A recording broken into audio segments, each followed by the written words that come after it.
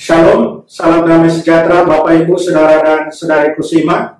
Semoga saya menjumpai Anda semuanya dalam keadaan yang sehat walafiat, tetap semangat, tetap tersenyum, tetap berpengharapan dalam Tuhan kita Yesus Kristus yang kita imani, dan yang sabdanya mau kita pahami lebih baik, kita mengerti lebih baik, dan kita aplikasikan, hayati dengan lebih baik pula dalam hidup kita setiap hari. Jumpa kembali dengan saya, Romo Aditya SVD, dalam permenungan harian Sabda Tuhan, Embun Sabda, di hari Jumat 20 November 2020. Saudara dan saudariku seiman, hari ini saya ajak kita bersama merenungkan soal rumah Tuhan adalah rumah doa.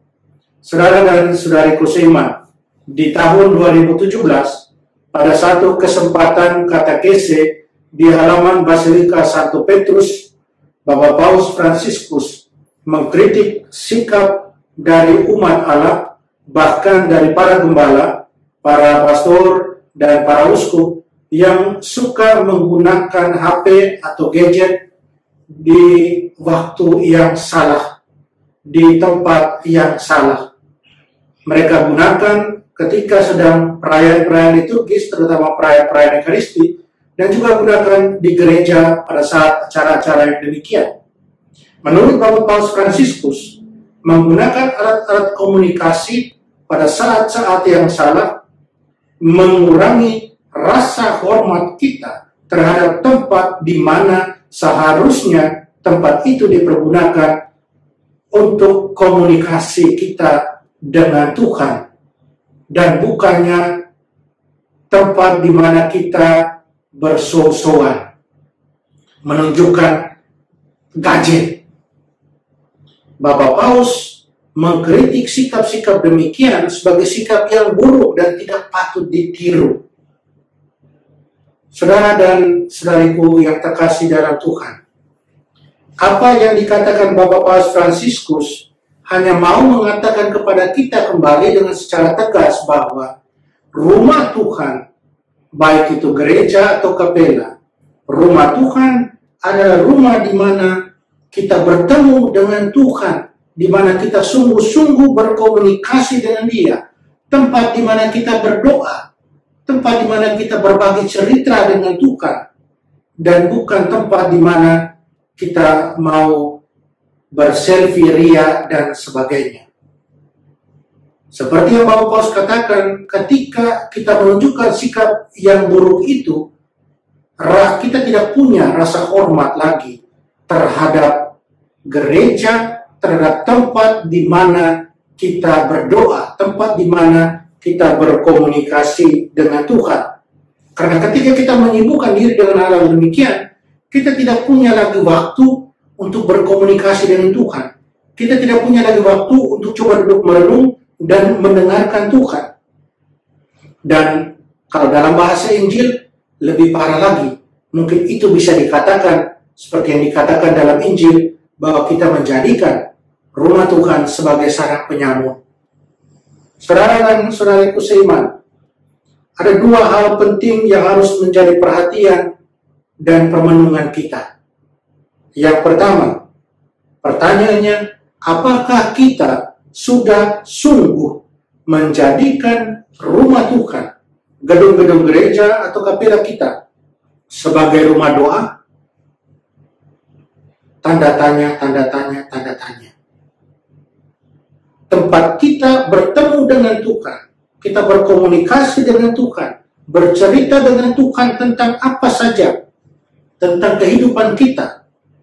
Apakah gereja, kapela sudah menjadi tempat yang demikian buat kita? Ataukah masih jauh dari hal itu? Kita sering menyalahgunakan, kita sering tidak menghormati tempat-tempat kudus seperti ini. Hari ini Tuhan ajar kita untuk sungguh lebih memperhatikan hal ini, menghormati rumah Tuhan, menjadikannya sebagai rumah doa. Itu pesan penting yang harus kita pegang, saudara dan saudariku seiman. Pesan yang kedua, kita tahu bahwa diri kita sendiri adalah rumah Tuhan, tempat kediaman Allah yang Maha Kudus.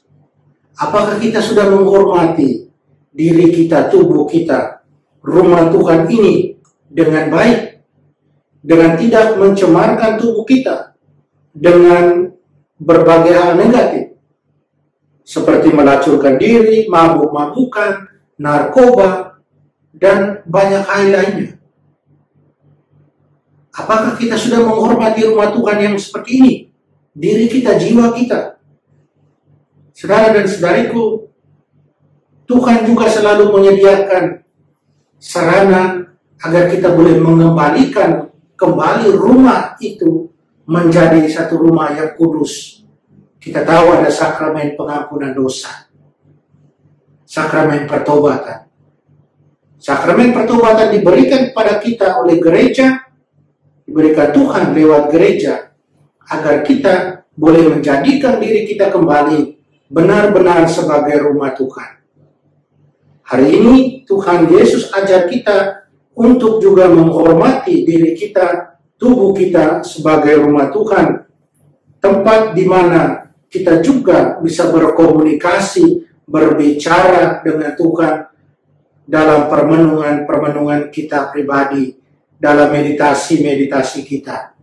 Ingat, rumah Tuhan ada dalam diri kita masing-masing. Saudara dan saudariku seiman, mari kita berjuang untuk selalu setia, menghormati rumah Tuhan, menjadikan rumah Tuhan tempat kita berkomunikasi dengan Tuhan, tempat kita menimba kekayaan rohani, tempat kita mendengarkan Tuhan, tempat kita memperbaharui diri dan menjadikan diri kita lebih baik daripada hari kemarin. Setiap hari adalah hari untuk membaharui diri, dan tempat kita bisa menimba semuanya itu adalah di rumah Tuhan, di mana sekali lagi kita sungguh menjadikan rumah Tuhan sebagai rumah doa. Mari kita mohon kekuatan dari Tuhan, kita berdoa. Allah Bapa dalam surga, terima kasih segala rahmat karunia yang sudah kami terima. Terima kasih untuk iman, anugerah terindah yang sudah kami terima daripada-Mu. Bantulah kami untuk sungguh-sungguh menjadikan rumah-Mu sebagai rumah doa, tempat kami berkomunikasi, tempat kami bercerita dengan-Mu, dan kemudian menambah semangat iman kami dan membuat kami lebih setia padamu. Tuhan, bantulah kami, tolonglah kami selalu. Amin. Mari kita mohon berkat dari Tuhan. Tuhan sertamu, kita sekalian, semua yang kita sayangi, kita kasih. Usaha kita untuk terus setia, menghargai, menghormati, mencintai rumah Tuhan, menjadikannya sebagai rumah doa. Dilindungi, dibimbing, dan diberkati Allah yang Maha Kuasa, Bapa dan Putra dan Roh Kudus. Amin.